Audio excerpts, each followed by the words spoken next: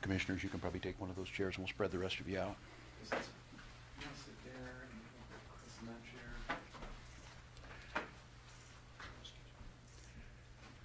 Good afternoon, Minnesota. Today I'm joining you for the first time from the State Emergency Operations Center. I want to give a big thank you to Director Kelly and the people who are working here. This is a busy place. This is where a lot of the points of the spear come together and things are directed on COVID-19, but on other state emergencies. As we mentioned yesterday, we've activated the Minnesota National Guard, who is on site, I believe, as we speak, in Marshall County up in Oslo for the flooding, and it is coordinated out of this building in St. Paul, so I want to thank you. To the reporters and the media that are here, thank you for the work that you've done remotely as we've had to do this from my self-quarantine.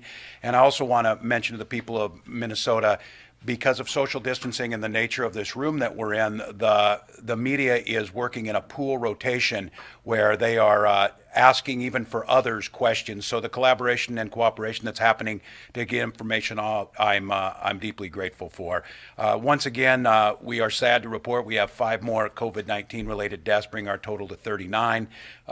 Once again, I believe 4 of those were in long-term care facilities, and it's an area that we are, of course, focusing on. I am glad to announce that we were able to get our approval from the federal government for our state emergency declaration. Want to thank the federal government and FEMA for the quick response on this. We're moving into the next phase already, as we said, but that'll free up a lot of dollars. I spent the morning on the phone with the nation's governors, trying to take a look at what the CARES Act's going to do and some of the concerns that we have and some of the things that are positive, and then start thinking to the next level of what we need to do.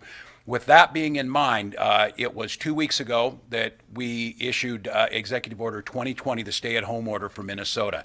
At that point in time, we were pretty clear of how what we were trying to do. So what I'd like to do is I would like to bring us up to where we're at on this.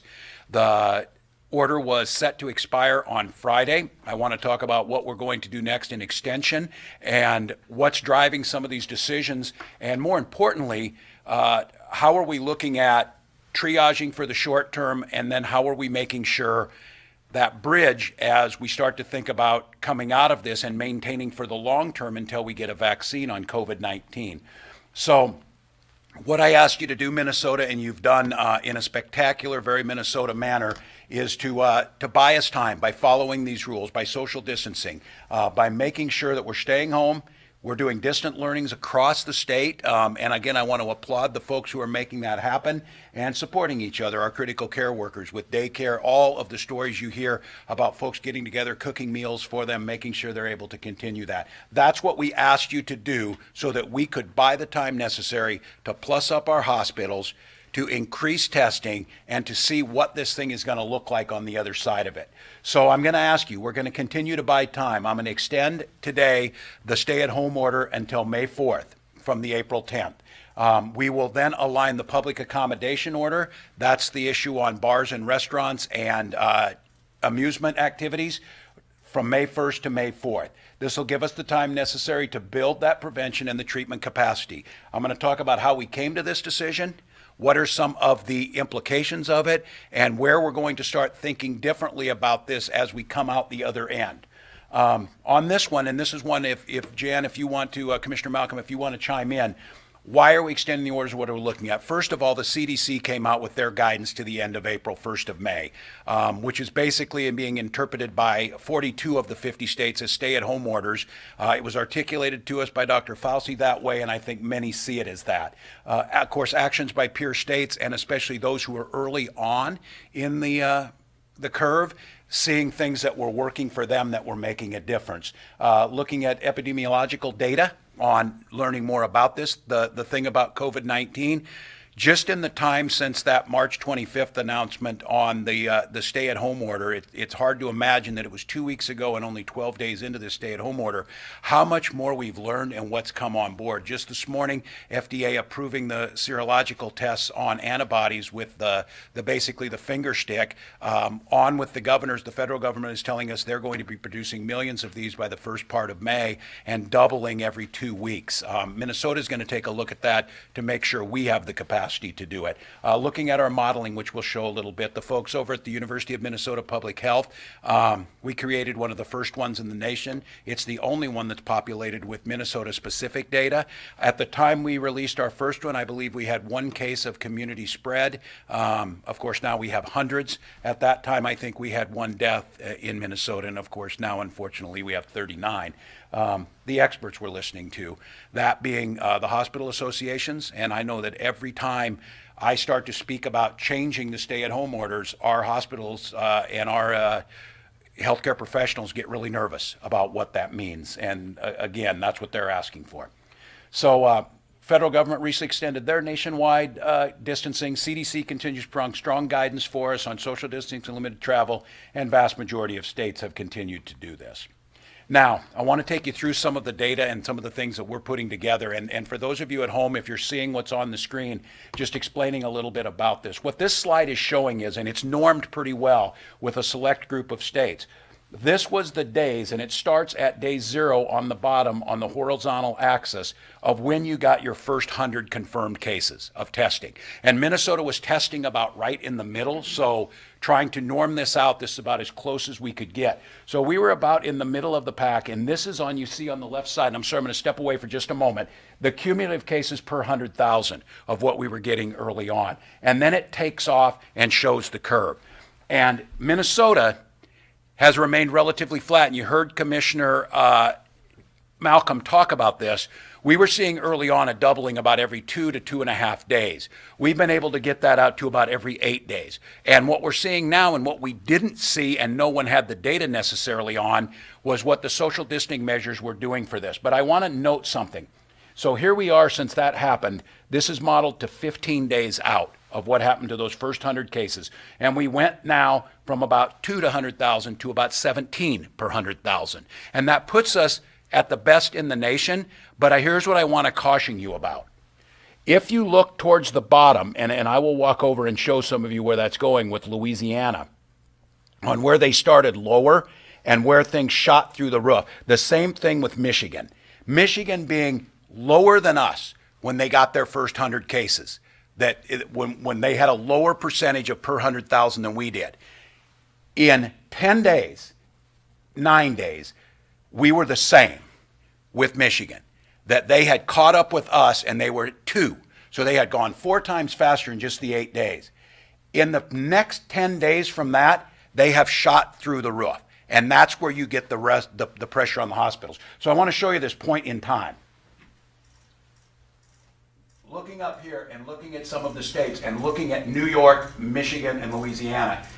Take New York with the longest one, I guess, maybe is the easiest one to show you that. New York also the same way. If you follow it down, they were the same as us 10 days before this. It took 10 days for us to remain flat and New York to go to crisis situation.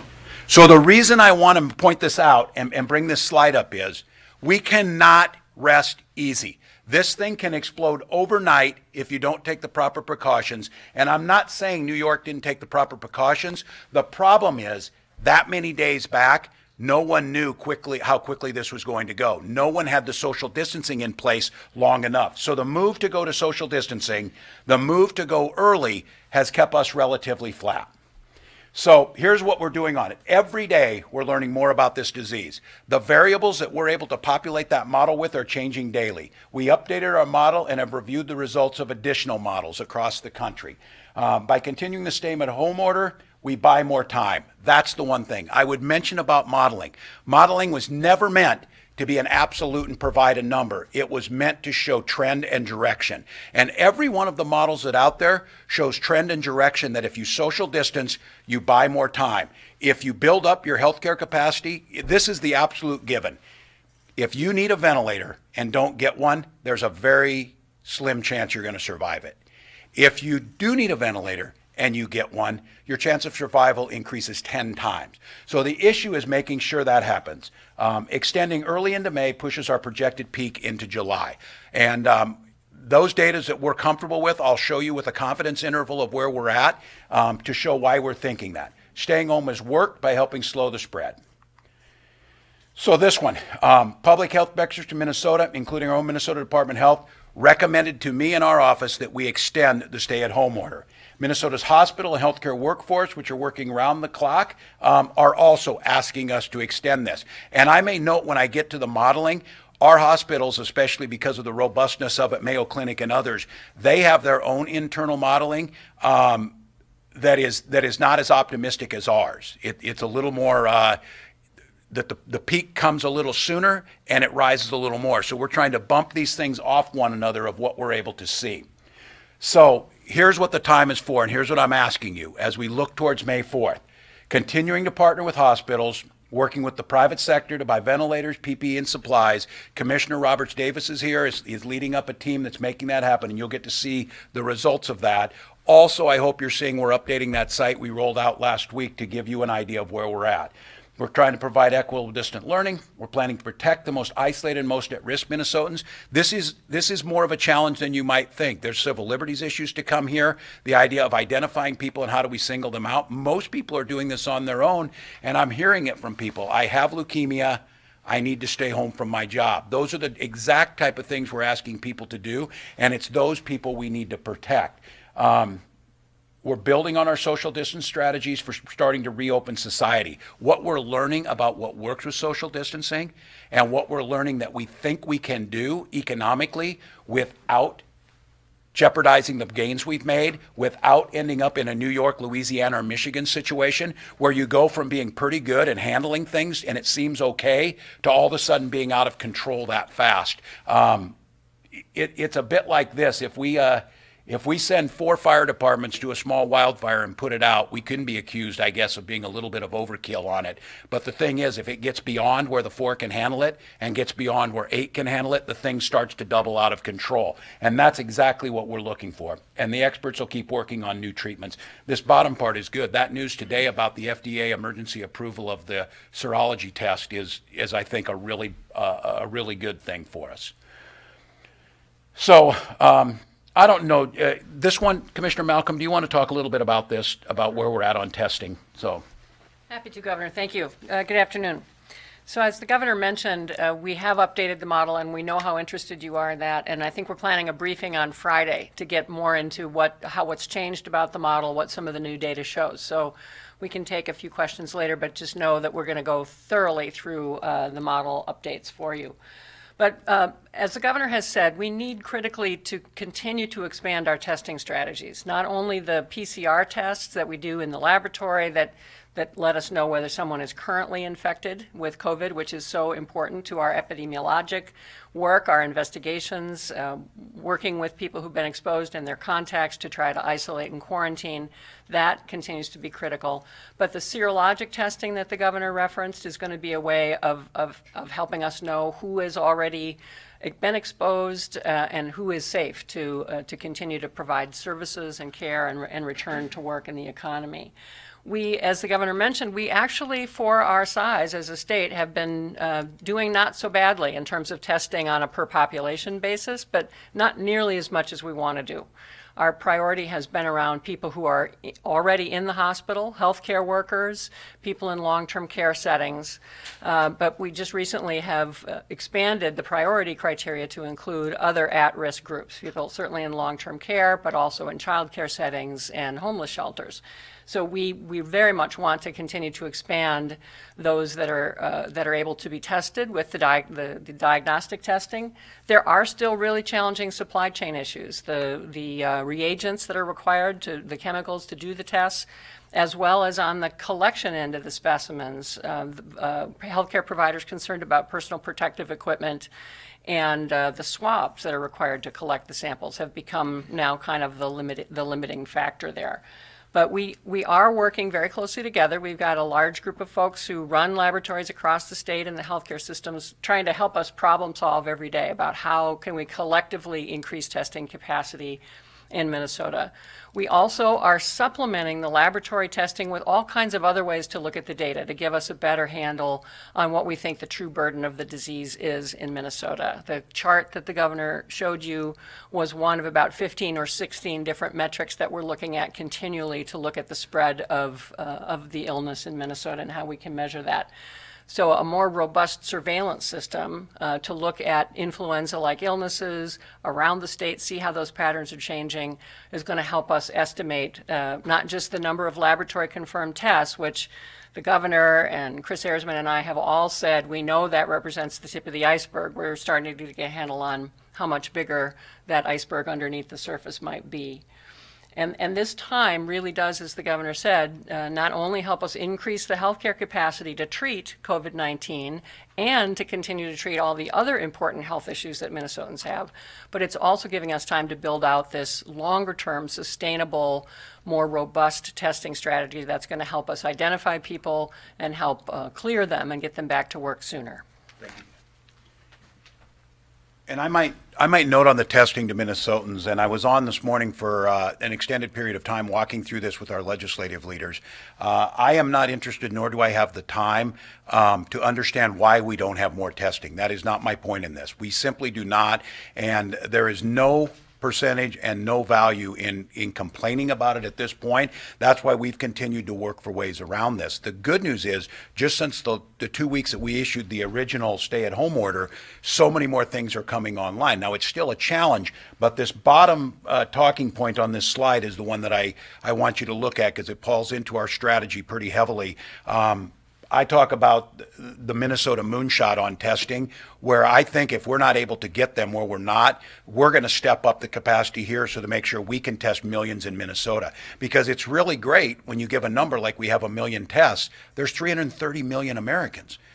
So even if we get up to 1 million by May on the serology tests, that's not what that one needs to be used widely to make sure the number of people. This is a finger prick almost instantaneous test that we can walk up to this room and we could tell how many of people of us in this room have had it. And many of us we know now, and Chris Erzman could tell me on this, up to 25% are walking around asymptomatic that they didn't get anything on this, but they have it. That's the point where we're trying to do right now. We're asking if we can see how all of these things fit together. We're going to extend the stay to get the surge going. How do our efforts to buy supplies meet the surge? And the following slides are going to show you what your sacrifice is doing. First of all, let me explain what you're seeing here. That pink rectangle you see in the middle, using the modeling that we have with a 95% confidence interval, this is the spread that falls in. Now, if we give you a data point at the dead center of that and told you that we're going to hit our peak on June 2nd and need 4,000 beds, that is 1 point of the spread. We can say with 95% confidence that we are going to need a minimum of 3,000 beds starting in the middle of May. And that could be 3,000 beds as far out as July, depending on what we do social distancing wise, and it could go higher. Here's what really matters. That's our current ICU bed capacity that we could fill today. That would be on this day. If we jumped, if we did that 10-day spike like New York did, and we started to fill that up, that gap in between the current bed and the bottom, even assuming best case scenario, bottom is what we would need. But we've not been setting for the last 12 days. What we've been doing is standing up, and in 24 hours, we can double that capacity in hospitals, what they already have ready to go. So if we start to see hotspots, which again, we're getting testing now that can predict hotspots into the future, about a week ahead of time. And then with 72 hours, we can move it right under the 3,000. That's what's in place now. That's the work that's been going on, why we've asked you to stay home. There's also Joe Kelly's team, the Corps of Engineers and others have been working on up to, I believe, Joe, around 3,000 beds now in alternate care sites. Those will not be treating COVID-19 patients. Those would be taking people who are recovering from appendicitis and been able to be in that facility so that we would not fill these beds with anyone else. This is good news. This is progress that's been made. We've made a lot of headway of getting to where we needed to go. From 2 weeks ago, those things were not there. Now, here's another complicating factor, but it's one we're working on. That's the current hospital ventilator capacity. We have gone out over the last 2 weeks and scoured every corner of Minnesota. We have had ambulatory surgical centers that were closed for elective surgery provide their ventilators, their anesthesiology machines that were converted over. So we're setting at about right here with ventilator capacity. And this is what our procurement team, both inside state government and outside, has been able to order. This is what's on order. So the problem is, in that parenthesis is back order. And right now, most ventilator manufacturers are required by law to sell to the federal government. So this conundrum that we're in is when we're told that the governors need to go out and procure this, if we're working with a company who is obligated to sell first to the federal government, we are put on a back order situation. And that's where we start to do everything we can to turn over every stone to try and find these. The good news is, and I would say this, that first to the left and the April, May, and June timeframe till we get above the beds and just about hit our peak, that we think a lot of those are going to come from Medtronic, who has already committed and already delivered some to us. So that procurement feels more secure to us. The ones going out are a little bit nervous. Now, the argument being made is that when New York will be done by this time, that the Strategic National Stockpile will be replenished and those will come to us. That's a possibility, but I think it behooves us not to count on that because states are struggling with that. And I might also say where you've seen some states that were able to give ventilators to New York, what's different than that is we have none in strategic reserve. These are all in operating situations. Oregon was Washington State, which is fabulous, helping out New York, but they were given ventilators from the Strategic National Supply that they did not use, so they sent those on. So I want Minnesotans to know we are more than willing to help every other state. We just don't have the capacity in reserve at this point in time, and it's reckless for us not to figure out how to get to that line. Now, here's the tough one. What you're seeing on the screen is the projected PPE availability. You keep hearing about the shortage of masks, the shortage of gowns, the shortage of face shields, the personal protective equipment that we need both for the healthcare providers and which, if we had enough of this, would be in the hands of childcare workers, would be in the hands of our delivery drivers, some of the things that wouldn't normally have to have it. The problem with it is the supply chain is strained, both here and internationally. I might tell you this, we have private sector partners who have helped with Commissioner Roberts Davis, and we had a significant number of PPE ready to move out of China before the Chinese army surrounded the facility and said they're not going anywhere. Those are the things that are happening now. When the state of Minnesota and a private sector partner ordered these things, they were being palletized and ready to move out until the Chinese army stopped it from happening. So the cone you see is, in a worst case scenario, we drop off and have a massive shortage. If we get this going with the Defense Production Act, if we get it going with some of the supplies as areas start to cool down like Italy and in Europe, by the time we hit our peak, a lot of these places may be down and the supply will come back. That being the case, we think there is a decent possibility that by the time we reach peak, we will have this. We don't today, as if you see it. All right. This is where we would be today. After the 2 weeks, if we stopped and froze in time, this is what would happen. Now, obviously, if we took off the stay-at-home order and reduced down from what is basically an 80% face-to-face reduction and even went back to the 50% where we were at, you would obviously see this change. And if we took everything off and went back to normal, the peak would come rushing back at us and it would probably go up. And that's what the modeling shows. But the next slide shows you what our next 2 weeks will get us. It will get us, one, a bit of a push out. That brings us with the back-ordered ventilators pretty much to where we need to be. And with the social distancing that we're doing, and with Minnesota, at this point we have enough data to show this, we are overachieving a little bit on this and exceeding where we need on this mitigation process. We push it down with testing and the changed behaviors. Now, I say the testing because it's getting better, but it's going to be dependent on how quickly we ramp this up. If we're able to do that, we can, in a pretty, like I said, a 95% confidence level, the bottom part of this falls into us having the beds, us having the ventilators, and having the PPE necessary to treat people in a scenario if it gets to this. Now, many things change. If we're seeing when the data goes in, one of the things we're seeing is from the first model to the second model, the transmissibility of it increased, meaning we went from an R naught of 2.4, meaning one person infected 2.4. We're seeing it's actually one person infecting 4. But what also changed is the severity of the hospitalizations and the length of stay. Those things together, when put into the complexity of the model, change where this is at. So if we don't, we go up a little more and we move back. That's assuming we keep it the same, but we're not going to. We're going to push it, and we'll get the capacity to be able to push it down. Now, challenges remain. I want to be very clear. I think there are reasons, Minnesota, and I fall into that optimist category on many things, and I think most Minnesotans do. But I also think there needs to be a realist in this. There are challenges. The supply issue is not going away. On with governors today, and I just want to be clear. You heard that we received 15 of the kits. We have not yet, as far as I know, received the Abbott kits. Several states have got them, but I was listening to Governor Kate Brown from Oregon today. They got the kits, but the supplies in it are enough to only do 100 tests. And if you want to reorder the supplies to make the Abbott rapid test work, you're forbidden from ordering those by the federal government because they're taking those reagents.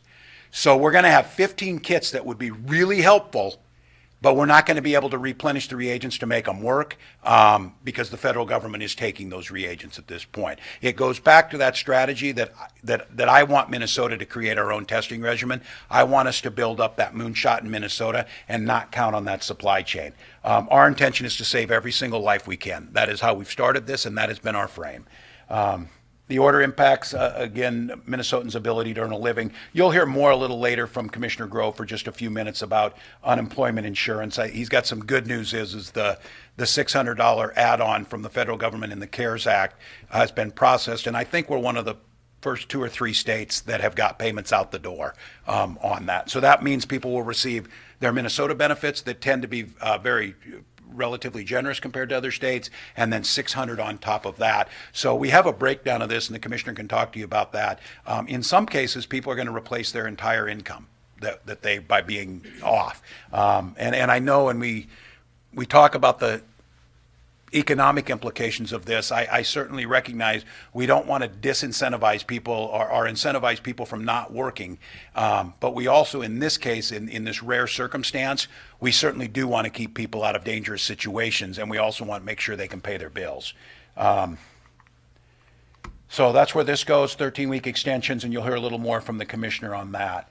He'll talk SBA loans, he'll talk Minnesota small business loans. And before I come to a final slide and we do just a quick brief and then take a lot of questions from all of you, I want to mention in this that as we redid the executive order, one of the things you're going to find in the executive order is me asking my commissioners are working with the health department and with businesses to develop short-term plans to help more businesses reopen. We're going to try and ask them in the very short term to create protocols based on social distancing and best practices that doesn't change the progress we've made, doesn't put people at risk to exposure, but allows us to reopen some of the industries that were not considered essential the first time. I just want to be very clear about this. I don't believe any other state has tried to do this at this point.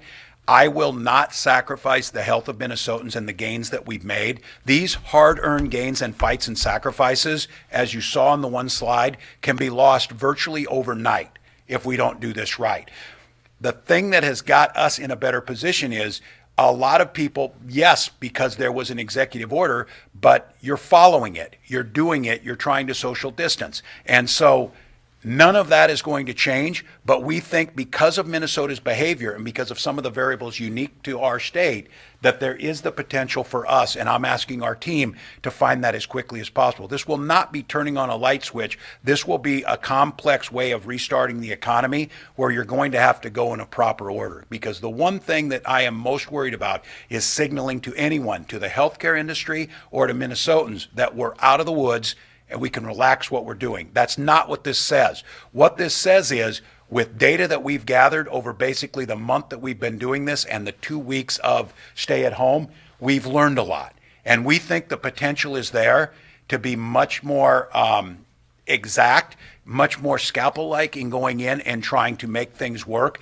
and giving people the opportunity to prove, like we have already, that Minnesotans can get this right. So this is written into the executive order. There are some other changes that are in there allowing businesses to go back and manage their inventory. Some of the things is where agricultural rules around landscapers, letting people at this point in time mow their golf courses with social distancing, some of those types of things. But this bottom part is about, the message today is stay home, continue this. We bought the time we needed. We're getting close to doing and accomplishing what we needed. Capacity of hospitals, capacity of ventilators, capacity of PPE, and keeping our first responders safe and their families taken care of. But again, I would caution you, if you looked at the slide, it could all go sideways very quickly if we don't continue. So these sacrifices are working. I said it the other night. The only vaccine we have is social distancing right now of what you're doing.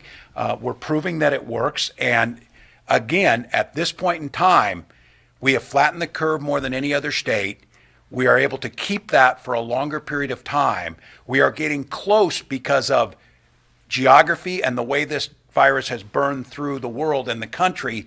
We bought some extra time that it is still entirely possible, and I think with the work I'm asking you to do, is for us to avoid the overflowing of the hospitals, thus putting our neighbors at risk. And the quicker we do that, with the work that's being done on testing and some of the therapeutics, the quicker that we're ready once we try and resume normal life, thinking about the next time this comes.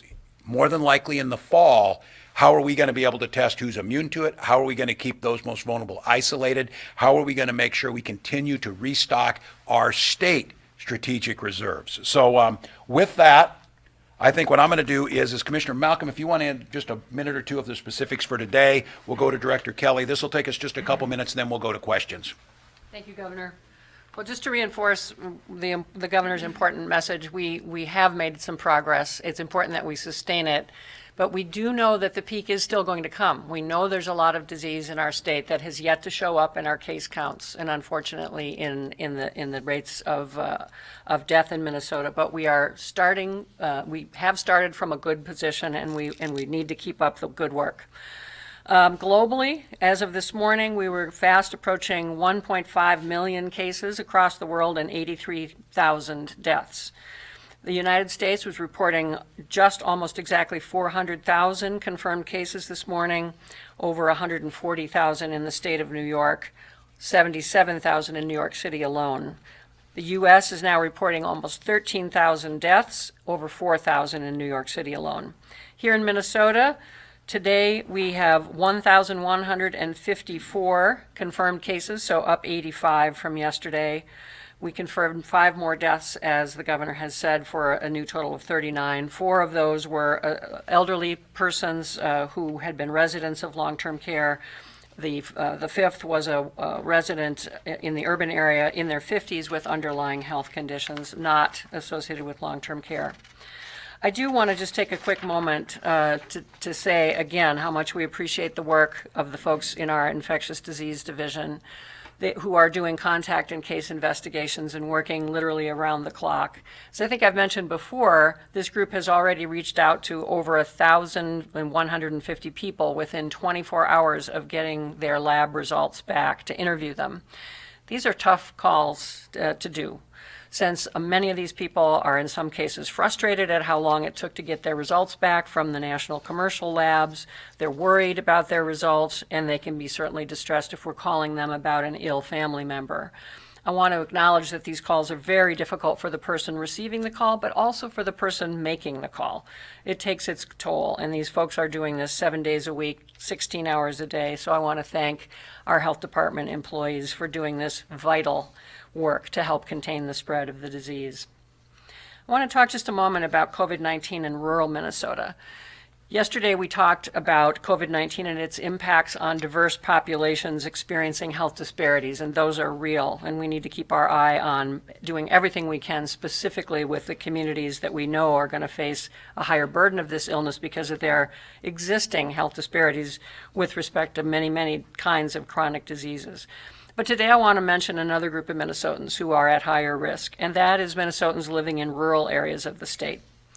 We've seen some metrics suggesting that people in some of the rural areas of the state may be following the social distancing guidance with a little less rigor, perhaps lulled into a sense of security, a false sense of security, I would say, by the fact that most of the cases so far are in the Twin Cities and other urban areas. However, our past data on Minnesota's population health statistics show that rural Minnesotans are, on average, older and also have more underlying health conditions than the state population as a whole, which means they too are at higher risk for severe COVID-19 related illness. That fact, combined with the smaller number of hospital beds and other health resources in rural Minnesota, means we really need people in all corners of the state, rural and urban, to be taking this risk seriously, and we need all Minnesotans in all counties to please follow the health and social distancing and stay-at-home guidance. Thank you. Director Kelly. Thank you, Commissioner, and good afternoon, everybody. As a member of the team that's working to help make sure that our state is as ready as we can be when our COVID-19 peak hits, I thank all Minnesotans for continuing to do the right things under the stay-at-home order and the other social distancing guidelines that are out there, because that gives us more time. And as the governor said, that's more time to get ready. And Governor Walz talked about how important, how critical that is for our hospitals. But it's also very important to the work that we're doing next door in the State Emergency Operations Center. We're going to make the best use of that time that Minnesotans are buying for us to finish up the planning that we've done on these alternate care sites and prepare some of those for use, just in case our hospitals do need to free up some space to take care of the most critically ill patients. We'll use that time to accumulate as much PPE, supplies, and medical equipment as we can get our hands on to support our healthcare workers, but also our long-term caregivers and our first responders. You're giving us time to put a medical sheltering plan together, and that's going to help people that we either know are infected or we think might be with the coronavirus, a safe place to go in case they're homeless or their living arrangements don't allow them to have the right social distance from the other members of their household. So thanks for giving Minnesota that extra time to get ready. As the governor mentioned, we're also grateful to the federal government for very quickly approving his request for a major disaster declaration, which will provide more FEMA assistance to Minnesota as we proceed. And as a former soldier, I'm profoundly grateful to the men and women of the Minnesota National Guard who, in the midst of all of this and whatever else they had going on in their lives, put the needs of other people ahead of their own and reported for duty in Oslo today to help that town fight another Red River flood. So thank you for the time. I have to tell you, I'm glad and proud to be a Minnesotan today, because I really think we're rising to meet the challenges that the governor has articulated.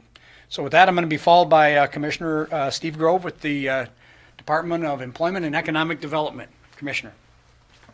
Well, thank you, Director Kelly. Good afternoon, everybody. As the governor said before, we have some good news to share in the realm of unemployment insurance, which of course is the primary backstop we're using to help Minnesota workers get through this time. We are among the first, if not the first state, to be able to process these additional $600 payments that came in through the Federal CARES Act.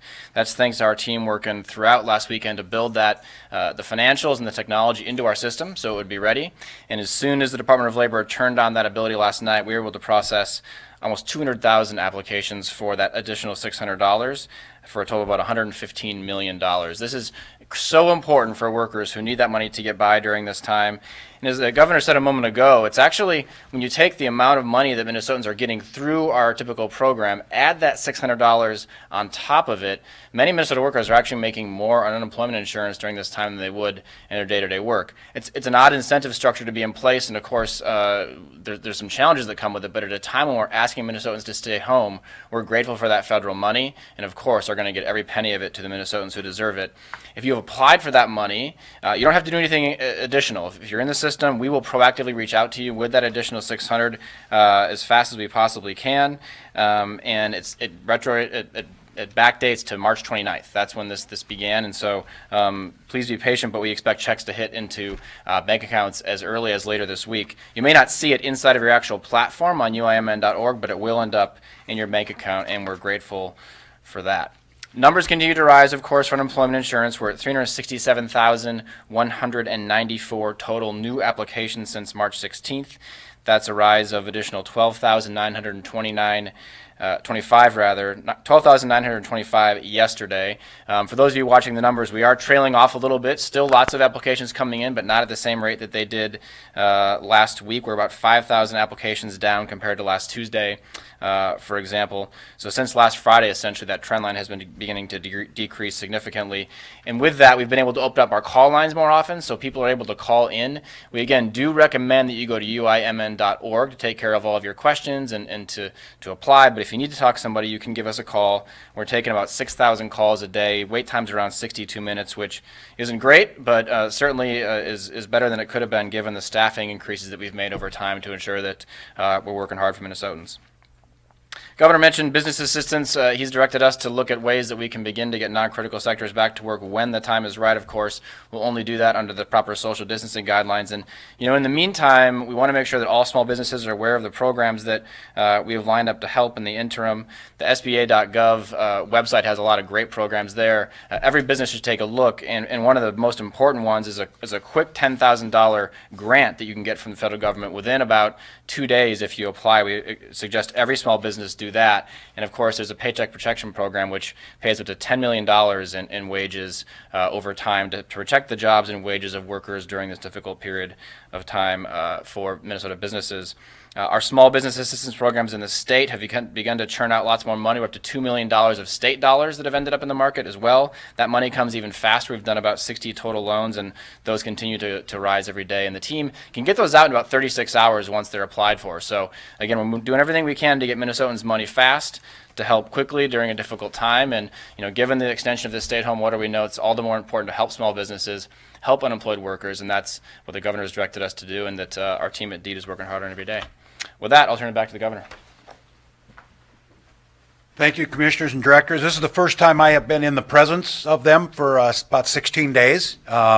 We talk often every day, but to be in visual shot of these folks is really gratifying. I know how much work they're doing. Please, let's open it up for questions now. I'm sorry we took a little extra time, but I wanted to go through the decision-making of the news today is the extension of the stay-at-home order till May 4th, the bars and restaurants till May 4th, schooling till that point, with some changes to this and an expectation as more capacity to test comes online and more ability to social distance at workplaces that can start up again. We want to see that happen. Can you please clarify any changes to the existing order? You mentioned that maintenance folks could come out to golf courses. Any other changes for landscaping, golf courses? Yep, the landscaping was in there, and I don't want to speak out of order on this. We called it essential for their businesses. A lot of folks just owners of these businesses need to get in there, manage their perishables, manage their inventories, some of those things. So there are some specifics in there like that, but we did not get to the point, I think, what the big change to the executive order, but first and foremost, keep people home, keep it at the 80%, but creating the commissioners and that expectation that team will start crafting the protocols of how we start adding more exemptions as we go forward. They're not written in right now. You expect to continue to add more exemptions Absolutely. in the coming weeks, even during this Yes, event? yes, and that's the biggest change and the difference on it. But what I want to be very clear about is I've told people, if it were safe and we could protect people, we would of course start every business tomorrow. We're not certain that's the case, but we do think that there are many out there, mowing of the golf courses being one of those, that fit social distancing, that makes sense, can get things going. What we want to see is with the health department, with DEED, with labor and industry, and with businesses all together start to look at this. And we looked all over. We look at these stay-at-home orders across the country, and they don't all quite look the same. There isn't thinking towards that. Now, I want to be very clear before people say all the work we did, all the flattening, all the putting us in one of the best positions and the buildup, you're going to jeopardize that. No, we're not going to jeopardize it. If we don't believe some business can go back because it poses the potential for spread, we won't do that. But what's different with this order is there's a mechanism in there to make that happen much more, I would say, orderly, strategically, and geared towards an end. And all landscaping allowed? I don't want to speak out of order on that.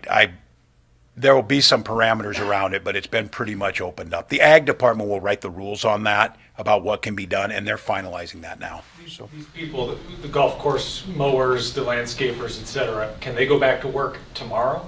Or is it, there's some lag time? I don't want to speak out of order. I think when I sign it, the way it goes, and Yeah, I'll follow up. will you follow up to make sure on that? I think it's our intention that it goes into effect right away. Yeah. And with these, you said in the presentation that your commissioners are going to start working with businesses in other industries. Correct. To see if they can put protocols in place to potentially go back to work. That's right. How quickly, because there's a lot of small businesses emailing us every single day. Yeah. When are we going to be able to go back to work? When do you anticipate that that's all going to play? That's going to start right now. That goes with the order. They've already been planning during these 2 weeks, as I asked them, is there potential? We hear those same things, Theo, of people asking, and I want to get them back to work as quickly as possible. And I know there's a lot of folks saying, oh, for goodness sakes, there's 2 of us that work here. There are exceptions to all the rules, but I think what I want to highlight is our stay-at-home order has been successful in pressing down the virus. Now I want it to be able to press down the virus, buy us more time, and get as many people back to work as we possibly can. We think that could be fairly significant, but again, I will not do anything to risk it, but they're working on this right now. They're building the protocols. It may be an understanding and an agreement with the manufacturer. Maybe they make solar panels, and there's no worker within 20 feet of each other in a large warehouse. They don't touch anything. And Theo, to answer your first question, they can go back tomorrow morning. It goes into effect tonight at 11:59. 11:59. Governor, you mentioned an R naught of 4, which almost seems contradictory to a successful stay-at-home strategy. We shouldn't be seeing that much spread.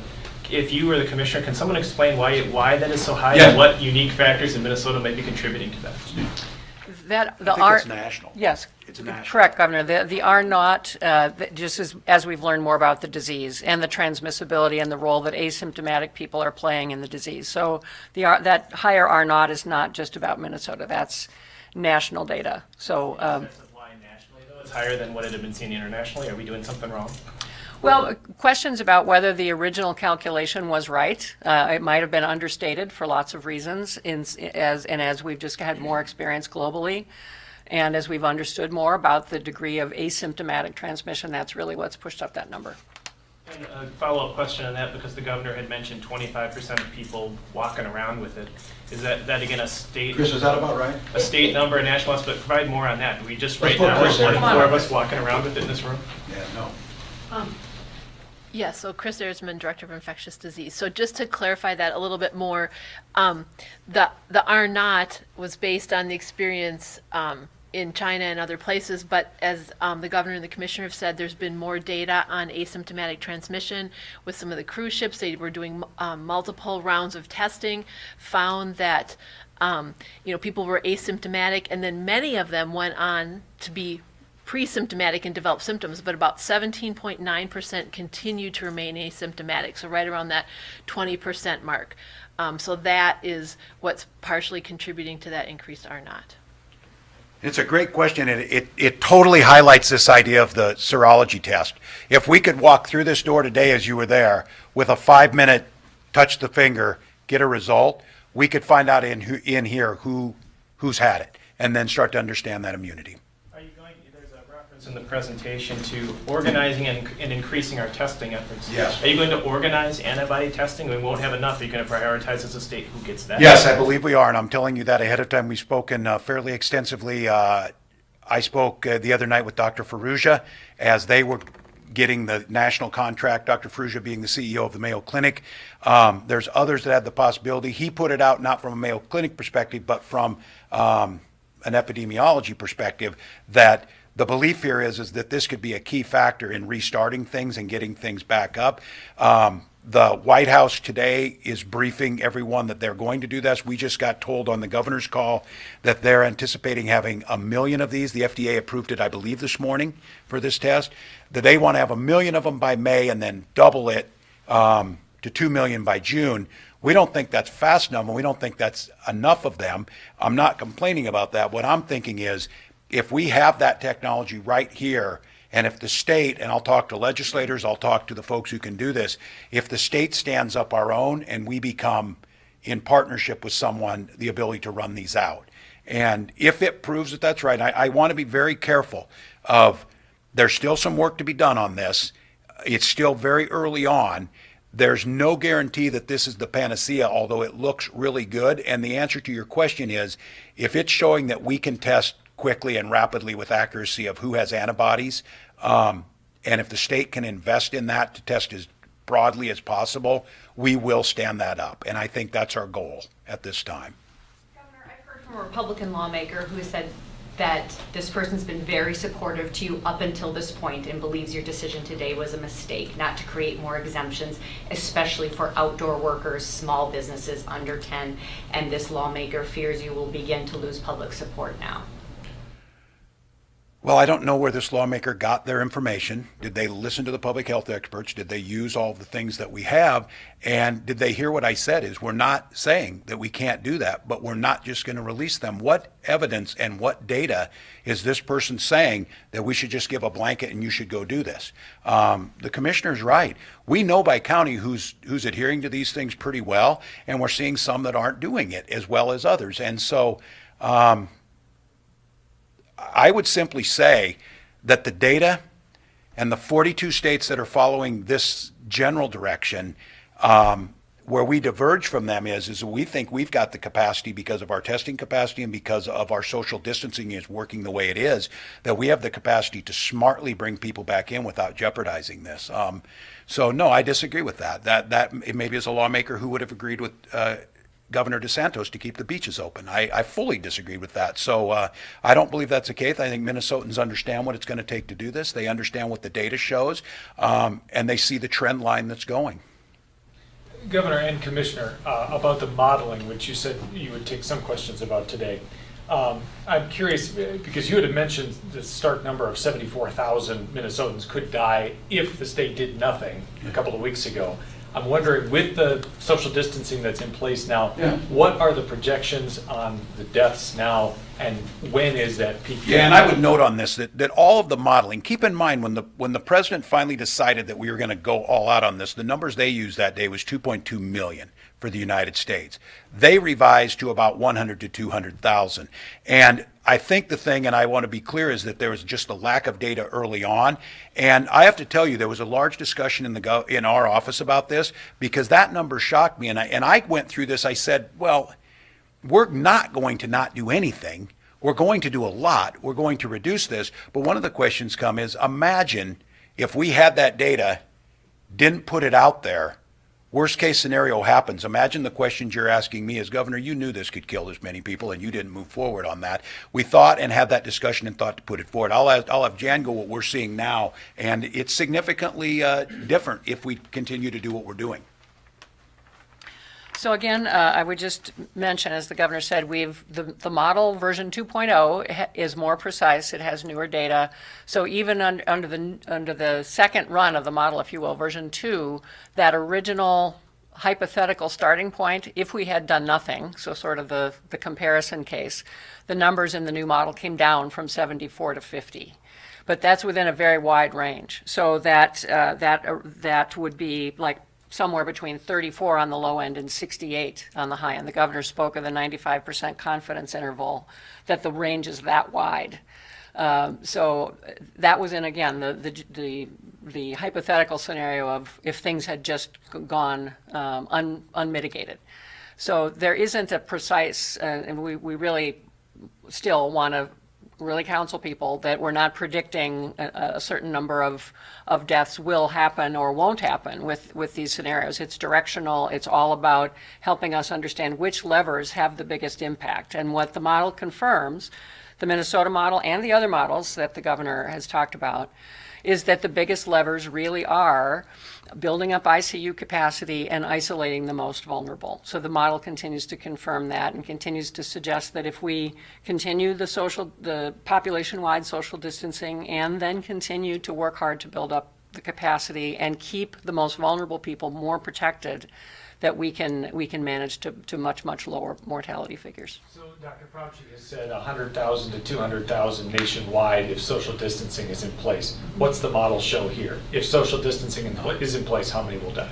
The lowest of the ranges is around 6. I think the kind of the middle of the range that various of these scenarios suggest is in the 20 range. But some of the variations are 6 to 9 to higher. As the governor indicated, some models interestingly show a lot lower deaths, but a lot faster peak. And we keep hearing about the Washington model and why is that so much lower in terms of deaths. We're trying to understand that too. We're also, as the governor said, comparing numbers with some of the health systems that are looking at their own data. In fact, we're meeting tomorrow to kind of lay out what's the same and what's different about some of these assumptions. Commissioner, can you talk to us about indoor versus outdoor transmission as the weather gets nicer, people are wanting to be outside? I noticed on that chart, peak demand, June, July, that's when Minnesotans are outdoors. Is it safer? Is there less transmission outdoors than indoors? Well, typically, that's been the seasonal pattern we've seen with many other viruses, that as we're less confined indoors, that natural social distancing happens outdoors. The weather itself, to the degree that the particles, if you cough or sneeze, in dry air, they hang around longer. In warmer, humid air, they fall to the ground faster. All of those are factors. But I think even in outdoor environments, we really want to be very, very careful with not clustering in close groups and not having the family picnics where we're all hugging, as much as that is our instinct, that we still have to be careful in those environments. So should we all cancel 4th of July and cabin trips now? Is that what that looks like when you see that June, July peak?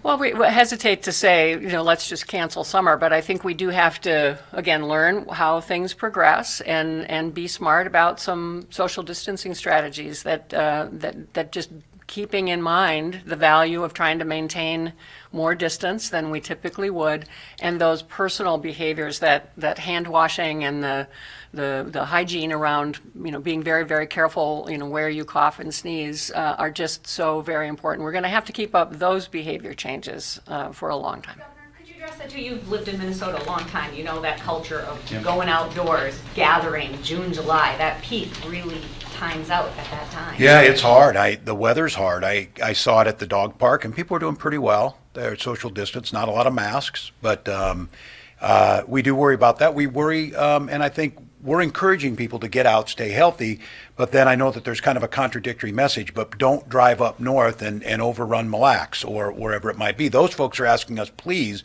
the irony of this is that they really liked us going up there every other year and spend money up there and building the economy. But now they know well enough what happens, that 2 or 3 cases in a rural hospital is enough to overwhelm the ventilator situation. And so what I'm encouraging people to do is to think smartly about this. I hear you on these outdoor activities from people saying, hey, what about the boat storage places? At least let them open up for a day to let us go in one at a time, get our boats out of storage. That makes great sense. That's what we should be doing. Smartly, make sure there's protocols. How do we do it? Same thing with the golf. And I know that there's people saying, wow, what an elitist thing to worry about or whatever.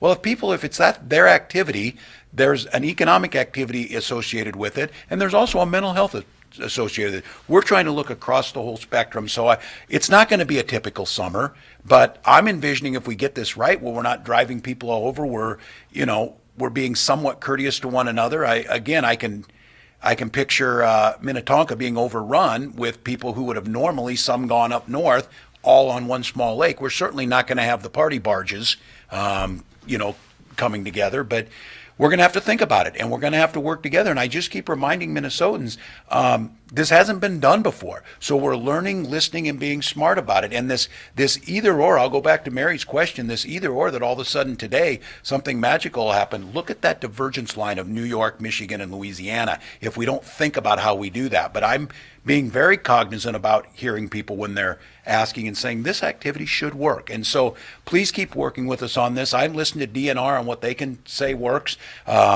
We're allowing people to pay, by Dropbox and not put them in contact, but it still gets crowded out there.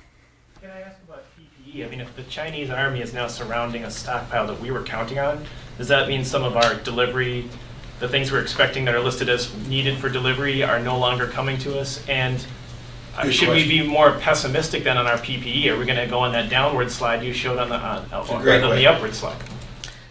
Good afternoon. I'm Alice Roberts Davis, Commissioner for the Department of Administration, and I'm overseeing the Critical Care Supplies work stream. And although that is one instance that happened, we have been seeing supplies coming in from overseas. We feel like we're very well positioned. Most of the things that we ordered have been accessible to us. We've been working very closely with corporate partners who have been able to assist us in getting some of those products across the water, and so we're feeling very good about the situation that we're in. We'll continue to place orders and continue to watch them for insurance that they are going to be delivered. With the current trend, then, do you see us going on the trajectory that is positive, that will allow us to have enough PPE for the peak, or do we need to see something better happen to get there? Something to change. It's a very crowded marketplace right now. It's very competitive to get these supplies. We'll continue to place orders and leverage every connection that we can. It'll be iterative ordering because just as things become available, we continue to place orders and expect that our vendor partners will deliver for us. Governor, a couple of Meteor partners had sent a question asking about why May 4th, not May 1st, to comply with the federal government. Yeah, we went to, it's a Monday, went with the school, and I think my team just decided it worked through that weekend to give us some time. And I keep coming back to this, that the time and how long we're doing these, I can't, I said this 4 weeks ago and said I kept saying there for a few weeks, next week it'll be a totally different world.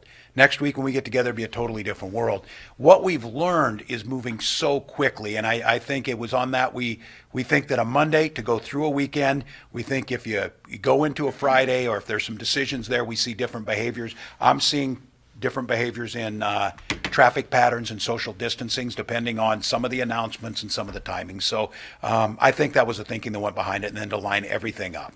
Just a little bit of review, I'm sorry, but you looked at the 50% reduction in face-to-face contact you were originally considering, and that just wasn't enough?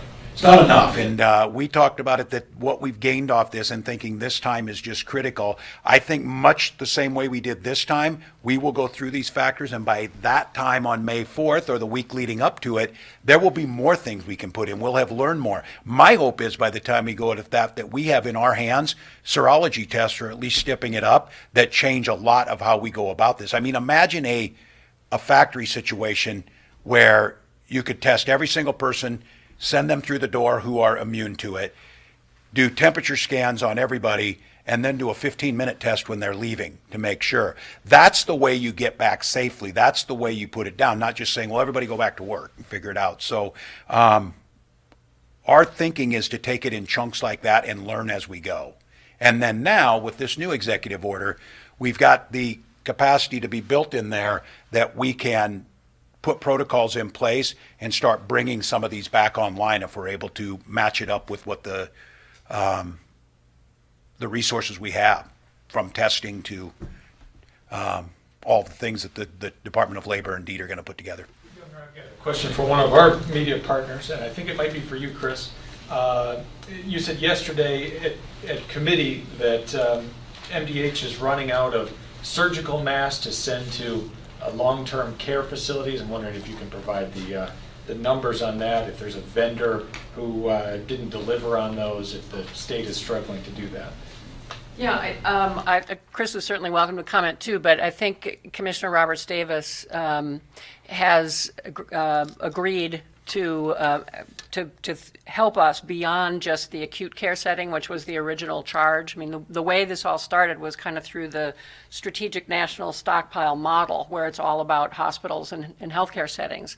But we're very much understanding the need to protect long-term care and to look at some of these other community-based providers who are dealing with vulnerable populations. So as we are able, we now, it's not just MDH trying to find supplies and pre-position them close to long-term care, but with the critical supply team's support, trying to broaden that reach and try to get some of that non-medical grade equipment as well as the medical grade equipment that long-term care needs. So yes, it's a problem, but we're working on it hard. So if a long-term care facility asked the state right now for some of these surgical masks or other PPE, the state would not have any to give to them? I think in terms of the state stockpile, I think that's true. I don't know, Chris, if you have any other. Same way if we ask the national, they don't have it. So we are working on that for long-term care facilities. As Commissioner Malcolm said, we do have some stock of those coming in later this week, and so we'll have a process for long-term care facilities to requisition for those items as they're needed. Speaking of long-term care, Governor, I asked you a while back, can I ask you again about the plans for the workers, these low-paid, stressed workers who, some of them are getting sick, they're watching residents get sick, they're watching residents die, incentives to try and keep these workers coming to work? Yeah, and I was working on it on my supplemental budget pre-COVID-19. I think some of you remember I went out and spent, this was an in-home worker, but spent a day walking in their shoes. This is important and tough work, and they're way underpaid. It's very difficult to get people to do it. Now we're depending on them, and they're in a difficult situation. So I think this is probably a broader question, Mary, about society reprioritizing the value of certain professions and certain jobs. I've always used to say it, the hardest jobs I ever worked paid me the least amount of money, and that still holds true. Unfortunately, where it intersected with public health, we've really got to think about that. And so, yes, I think there's thoughts going into that. And I would go on this whole strategic stockpile and just let you know when governors talk on this. One of the first things when you become a governor, and everybody tells you to do this, is when they give you the keys to the car, if you will, the first briefing you get is emergency management, meaning that is your first responsibility. What happens if a tornado hits? What happens if there's a terrorist attack at a football game, whatever it might be? So you sit down with those people, and I just want to be clear with everybody. It was never any confusion that we were counting on the Strategic National Stockpile to backfill us in these times. And when we were all told then to go find it ourselves, that created a lot of confusion in this space. So governors are talking about that. There's also some frustrations, and maybe this happens in life all the time. The people who prepare ahead then sometimes end up getting punished for this. Something I'm worried about right now is the way that the CARES Act is structured.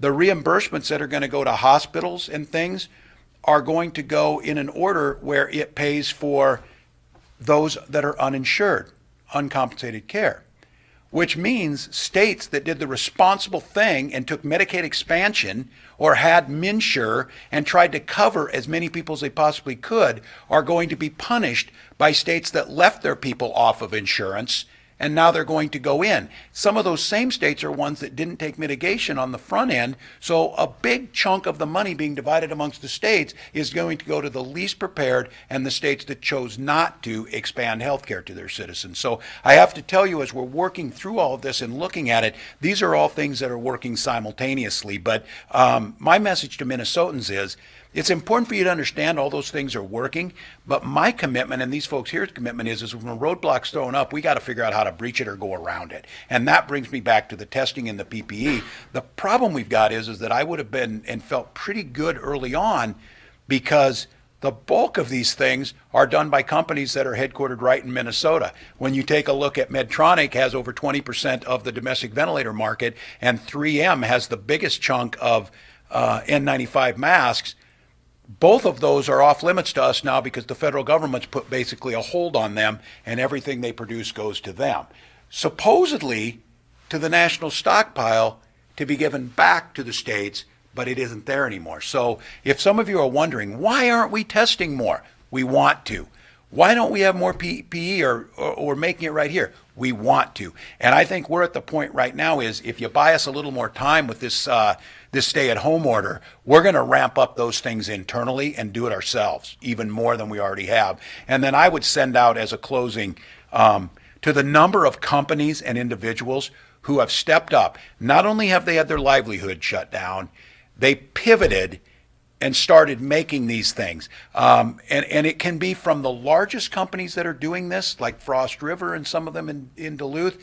And it can be a story, I think Fox 9 ran this on Nadira Mohammed, a student at the University of Minnesota. Her pharmacy professor asked the students, hey, if you got a lead on masks. She went home to her mom, Somali refugee, came here in 1993, wanted to do something back. Her mom is a seamstress, so now she's cranking out masks for people.